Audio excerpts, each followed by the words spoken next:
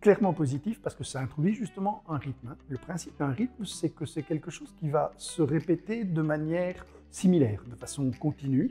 Et donc, on n'est plus dans des longues périodes de travail, des périodes de repos, puis de nouvelles longues périodes de travail ou de plus intenses mais plus courtes.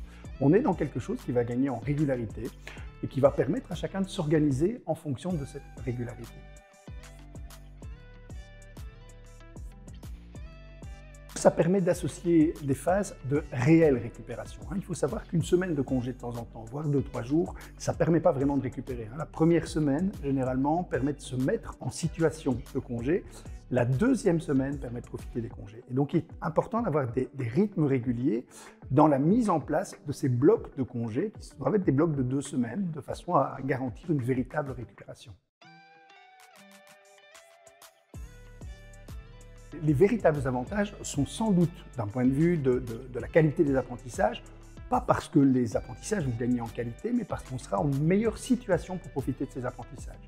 Lorsque un enfant a récupéré, lorsqu'un adulte aussi a récupéré, parce que l'enseignant aussi doit profiter des phases de récupération, c'est un métier très difficile, on le sait, qui sollicite énormément d'activité cérébrale. C'est important d'être reposé pour le réaliser dans de bonnes conditions et d'être reposé pour recevoir cet enseignement aussi dans de bonnes conditions.